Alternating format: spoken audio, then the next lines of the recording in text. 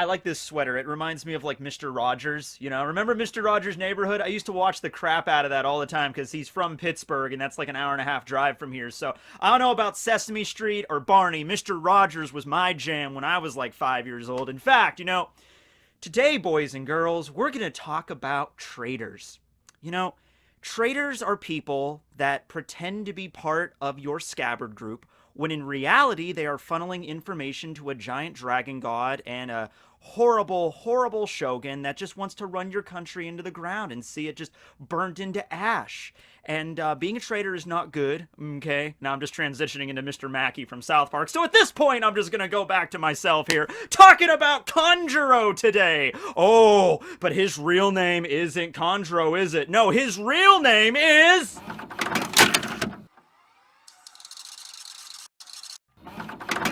Kanjuro Kurozumi! Meaning, of course, he is related to Orochi. Orochi seems to be part of, like, the main family. Like, it was Orochi's grandfather. It was actually the one that was the daimyo back in the day that tried to assassinate all the other daimyos to become shogun. And then he had a child, and then that child had, another child, and that was Orochi, okay? It seems like Kanjuro is part of more of, like, a branch family. So, like, maybe Orochi's, like, distant cousin or something of that nature. But they are related, and it doesn't really matter how, thin that relationship is. If you are related to Orochi's grandfather at all, if you bear the name Kurozumi, it doesn't matter if it's like the direct line or it's like, no, that was my great-grandfather, I'm the second cousin twice removed. Doesn't matter. It's like you are the branded an enemy of Wano and you will be hunted down for blood sport. And it's really crazy how dialed up Oda makes that, where it's just like, oh yeah, Kanjuro is just a little kid performing in kabuki theater with his family. His mother and his father are there, and then all of a sudden in the middle of the show, people just get up from the crowd, walk on stage, and just hack down Kanjuro's parents right in front of them. Probably got a standing ovation from the crowd, like, yeah, man, wow, this is the best damn kabuki play I ever saw in my life, holy shit, right? Like, the effects are crazy, like, blood just gets splattered on their faces, a freaking ear just gets shot into the freaking audience, like, I got an ear! He's like, yeah, they're deaf to the Kurozumis! Yay! And then meanwhile, Kanjuro's off to the side in the corner like, and then somehow manages to sneak away. Once again, and I'll say this, the same thing that I said with Orochi, it makes me feel bad for them when they were children, alright? Nobody should see their parents hacked to bits right in front of them, especially when they're just doing their job trying to entertain people, okay? And with Orochi, he being chased around ever since he was a little kid, living in ramshackled hovels on the edge of the forest, barely having enough to eat. You feel bad for them, right? It's just like, okay, yes, Orochi's grandfather did some messed up things. That doesn't mean his entire clan should be hunted for sport, right? That's just, it doesn't really grok there. Then, of course, they grow up and they become the people they are now, and it's like, okay, I felt bad for you when you were kids, and I can understand the series of events that led to where you're at right now. It's just, he's still an evil piece of crap, right? I mean, and the same thing with Kanjuro there. So Kanjuro, well, we're going to be talking about him today mainly, and looking at like all of the, I basically went back last night and I looked at all of the major scenes that involve Kanjuro in this story. I went back to his first introduction at Dressrosa, few scenes there, few scenes at Zou, and up until the Wano arc right here. Now, a lot of these things have already been pointed out by plenty of other people, like Artur over at the Library of Ohara, link below to his page and his Patreon. He did the chapter analysis, and he basically pointed out, like, every little moment with Kanjuro. So if you just want a full list, go and check out his page. I'll just be bringing up some of the more prominent ones. So the first and foremost thing that I didn't notice, and I'm sure a lot of other people didn't notice until just this last chapter, is Kanjuro's dominant hand. Whenever he's, using his ability, he takes out his brush and he draws things, and up until this point in the story, he was really bad at drawing. Every time he drew something, it was always some horrible sin against nature, like, oh god, that poor sparrow, it can barely fly, and then Ryunosuke, forever in our hearts. People have been saying that Kinemon should be the person to cut down Kanjuro properly, because he's the one that betrayed the Scabbards, and Kinemon is like the head of the Scabbards, but you know who else would have a viable position to take down Kanjuro? Robin, because Robin and Ryunosuke shared a bond that was like mother and son.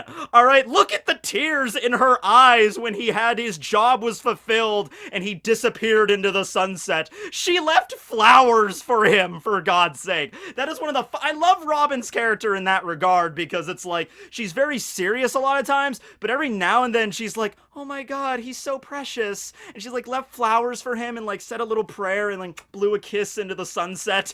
You know, Robin and Kinemon, tag team, beat the crap out of Kanjuro, right?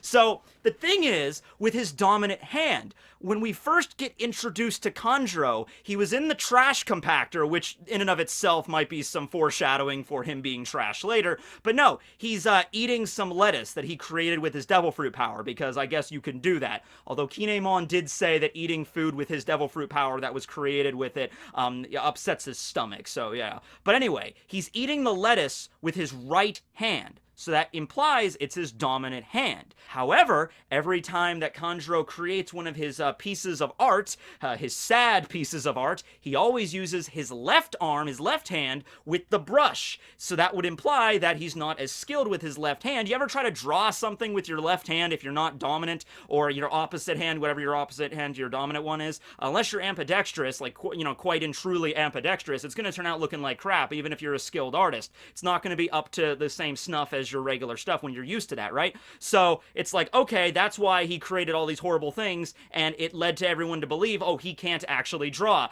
It was kind of funny in a sense, because it was like, he's the one that has, and I even made a whole video about his devil fruit. By the way, we still don't know what his devil fruit's name is, but we did get what it looks like, which might actually be the first time in One Piece, correct me if I'm wrong on this, I might be, the first time that we got to see the devil fruit's actual appearance, and we got to see its abilities, but we've yet to find out the name of the fruit itself. It might just be like the sketch fruit, or it can't be the art fruit, because that was Jola's. Could be the ink fruit, something like that, or the paint fruit. But yeah, we know what it looks like in its fruit form, we know what it does, but we just don't know what its name is yet. So that might have been another reason why Oda was keeping that on the back burner there, okay? So now we understand, and by the way, just to go on with that dominant hand thing, something else that I've noticed is whenever you see him holding his brush like this, when he first pulls it out, he's holding the handle, he's holding the hilt with his right hand, so implying that, like, that's how he would normally swing his sword katana paintbrush, but whenever he paints, he switches it.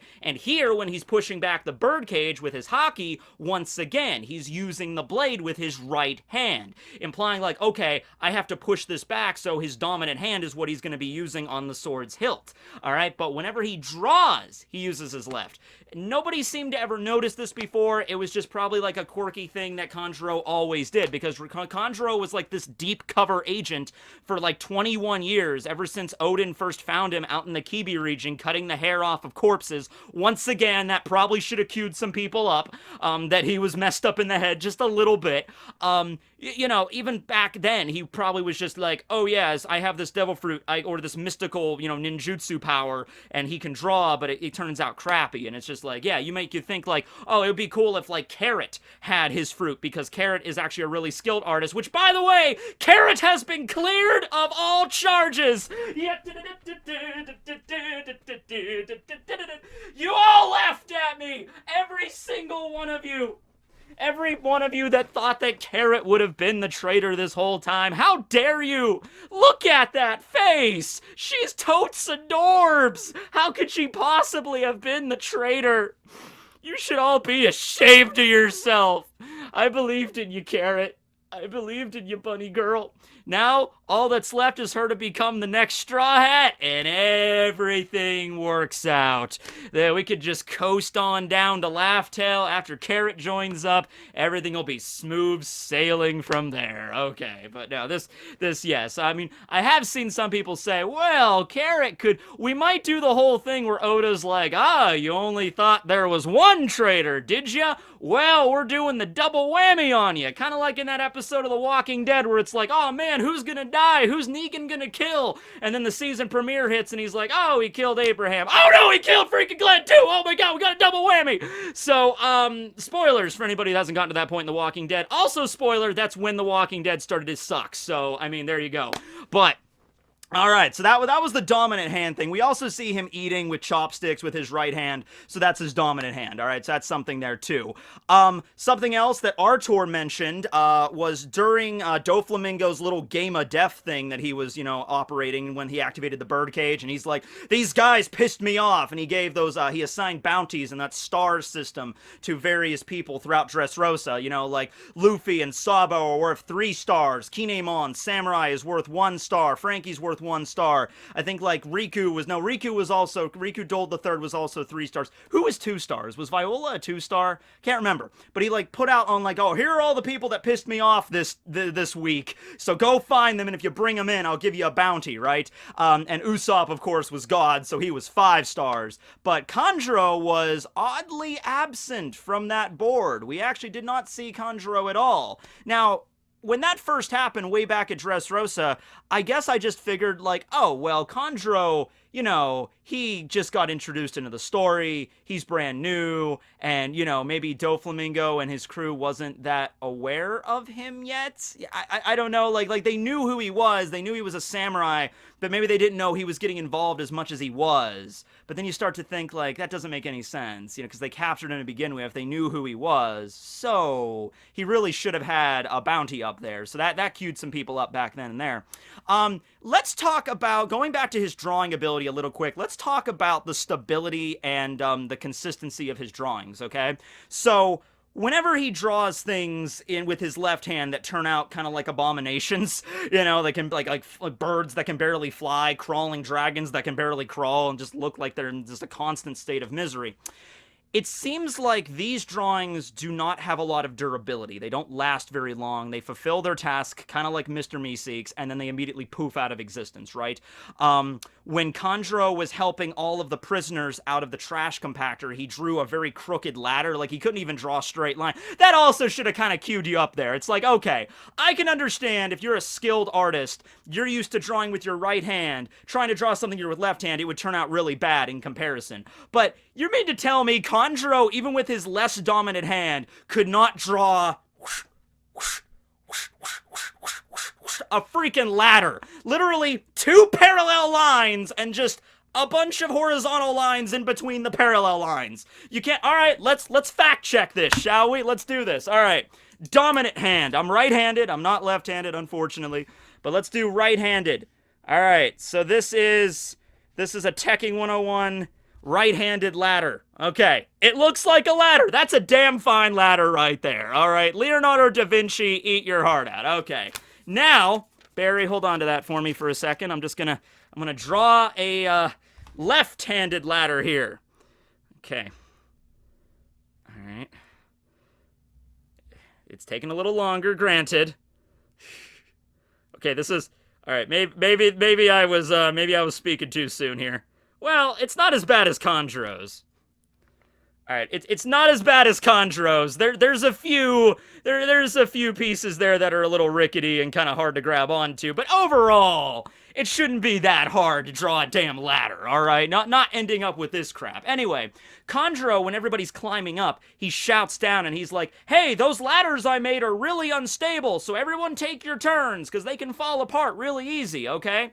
So that seems to imply, the crappier the drawing is, the more, the less durable it is. It'll fall apart easier. Later on, when he creates that cat, is to climb up on Zoe's leg. Remember, they fell down Ryunosuke, and then he drew the cat, and the cat started to crawl up.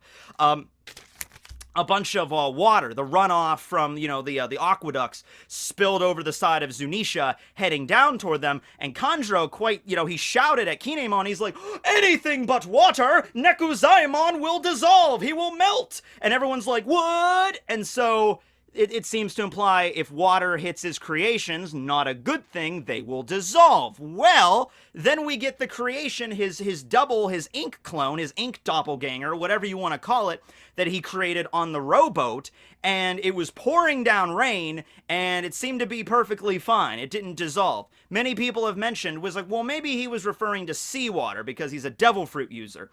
Well, that's kind of iffy, because up until this point, we used to think, yeah, seawater touching devil fruit powers or anything a devil fruit user creates, not a good thing. But then we get to Sparrow's sea slug thing, which was created with devil fruit powers, that Big Mom was able to walk on the ocean, so it was able to exist on the ocean.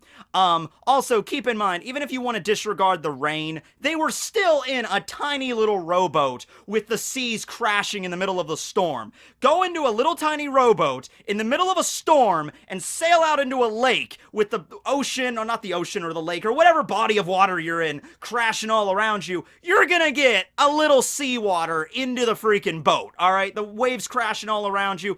By the way, don't go out into the ocean or to a giant lake in the middle of a storm in a tiny rowboat. Not a good idea. Just in case you want to do that. No. But, yeah, I mean, like, there's seawater crashing all around them. It would have affected it if it would have affected it. So it seemed like, no, he was lying about that too. Or rather, it's like, yeah, if I draw things the proper way with my right hand and they actually come out, looking nice, then they're, they have a little bit more durability. But if I draw things crappy with my left hand, they would fall apart really quickly. Something else I want to bring up involving Dressrosa. When Kinemon and Kanjuro reached the plateau where King Riku Dold was, I just keep calling him Dold. You know that man Dold? They reached the place where Dold was, and Tank and Viola and Usopp, they were hanging out there trying to get away from the townspeople because they were all rioting trying to get to Usopp because he was worth 5 stars, right? So they're on that plateau. Kanjuro and Kinemon arrive, and, they're like, oh, we made it here. And Usopp's like, oh, okay, well, just be careful. There's a bunch of people down below trying to get up here, trying to capture us. And Kanjuro's like, oh, yeah, we saw them. I drew them a net ladder so they could get up here. Should I not have done that? And Usopp's like, why would you do that, you idiot? And so cut to the side of the plateau where all the citizens are climbing up the ladder. It doesn't seem like they lack durability in that particular instance. It seemed like a bunch of people could climb up no problem.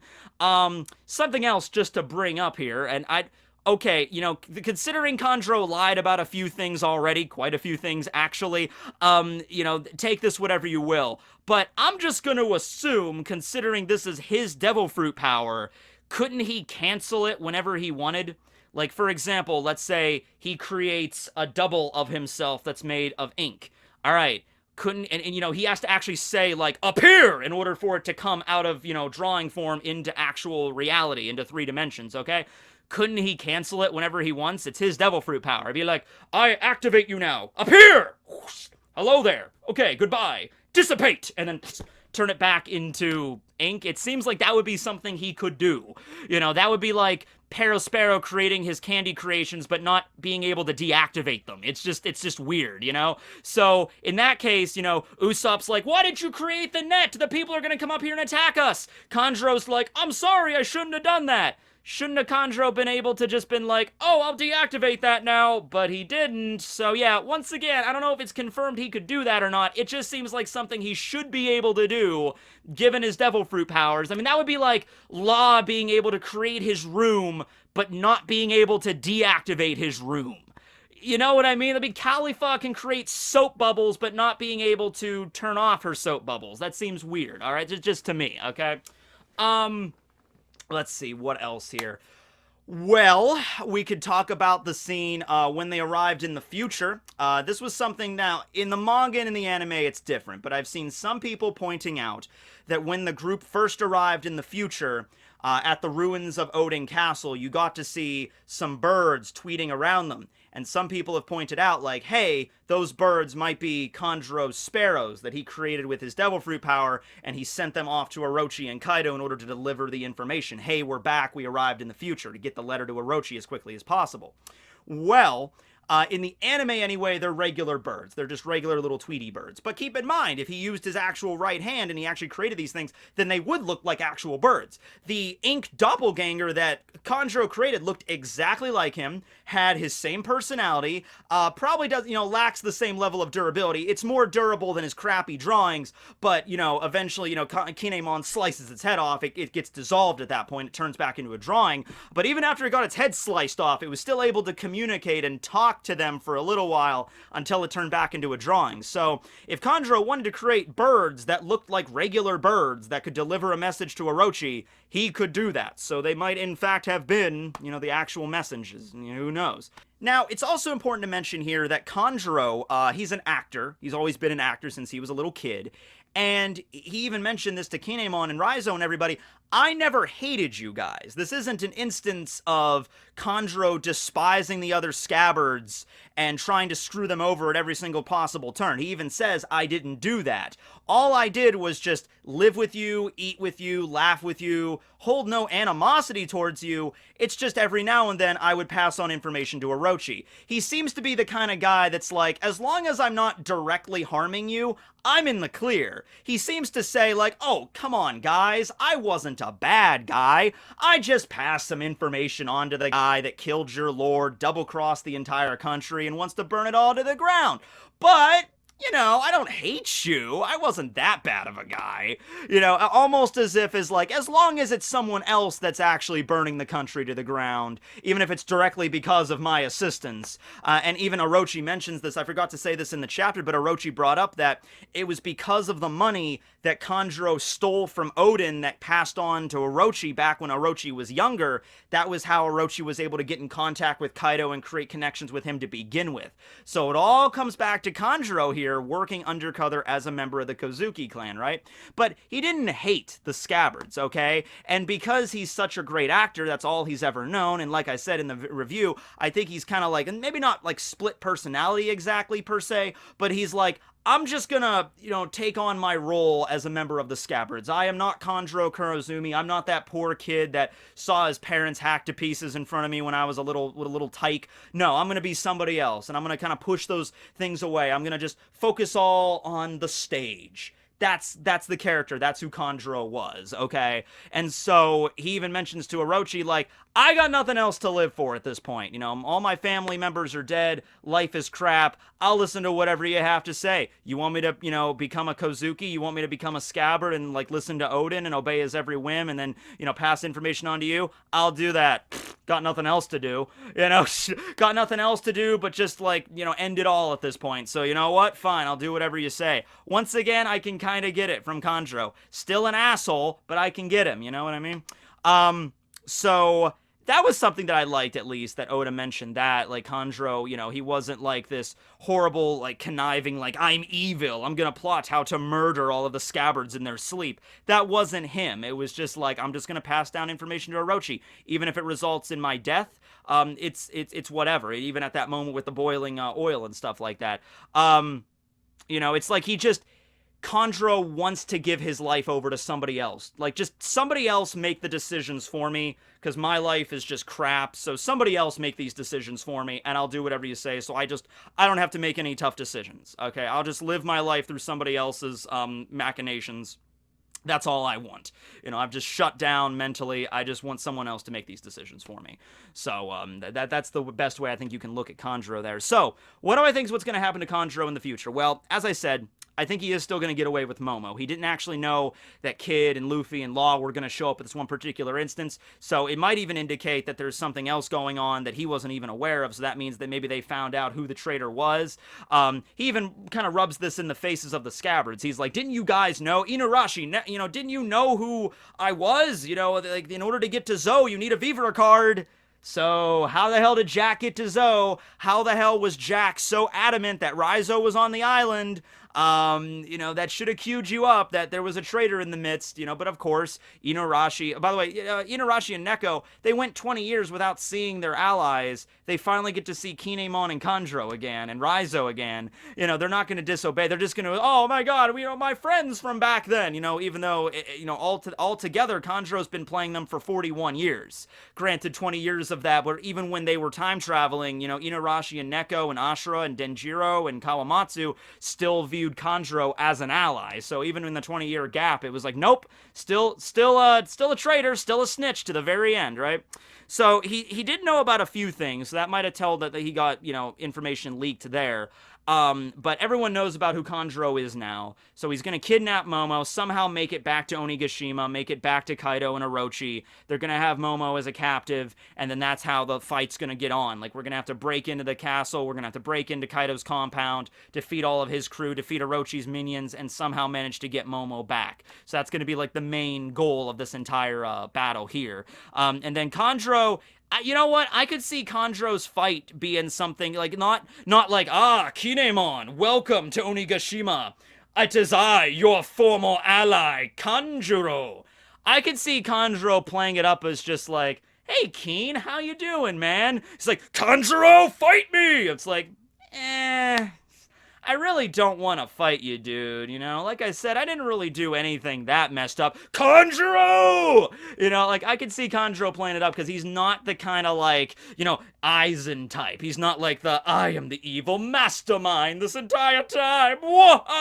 He's not the evil laugh kind of dude, it seems. It seems like he's gonna try to manipulate Kanjuro as an actor. That's what he does. To the very last moment. Oh, you know what I could even see him doing? Imagine Kinemon corners Kanjuro by himself in Onigashima. It's just the two of them. And Kanjuro is sitting there, and Kinemon busts in, and he's like, Kanjuro, you traitorous, scheming piece of human. And then Kanjuro's like, wait, Kinemon, wait just a second. He's like, what? He's like, you don't understand, Kanjuro. I wasn't double-crossing you. I was triple-crossing Orochi. Like, what? Yes, it's the perfect plan. I was actually originally working for Orochi, but then I started working with you guys and Odin and everybody, and I learned about what a great man Odin was, and I decided to fight on their side. And then I, kept on giving him information to Orochi, but that was only building up to this one moment right here, so I could help you out. So Orochi trusts me above all else. He might even trust me more than Kaido. I might have the answer here. Now, of course, that would all be BS, because he's like, you still let Odin die! It's like, well, yes, but, it would be total BS, but that would maybe get Kanjuro to second guess things for a moment. It might be like, wait, what? But no, that doesn't make any, but really?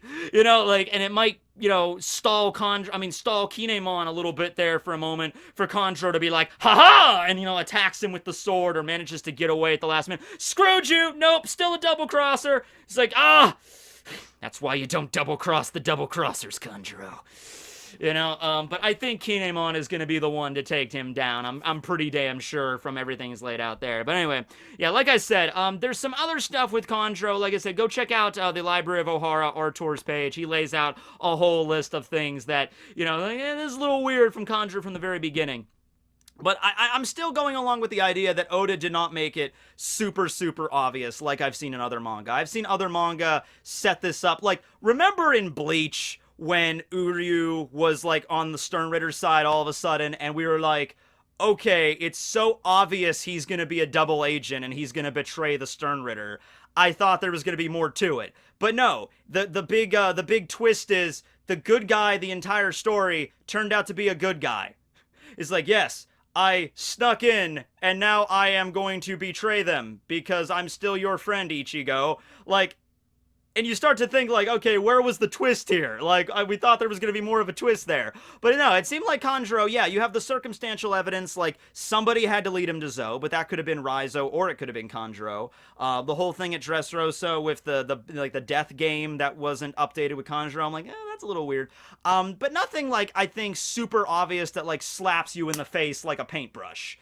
Probably the closest thing you got to that is the opening over the top that has Kanjuro looking back, so, you have that. But even then, I was kind of But hey, if you figured out it was Kanjuro from day one, congratulations. It took me a little longer, and I narrowed it down between Kaizo, yes. Kaizo or Kanjuro, Raizo or Kanjuro. But yeah, I was like, yeah, I'm looking at it, and I'm like, it only really makes sense for it to be Kanjuro. Like I said, maybe Kinemon, like the twist is Kinemon was evil this entire time, and he was playing everybody. But yeah, that would have been more shocking. If it was Kinemon the entire time, that would have been a holy crap moment.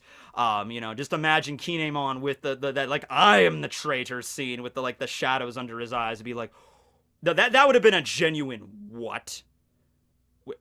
What? That would have been a genuine holy crap moment, but it was Kanjuro. So let me know what you think below and where this is going to go from here on. Thanks for watching, everybody. This will be Tekking, signing out. I trust you, Barry. Barry, you better not turn out to be like, I wasn't a brick this entire time. I'm like...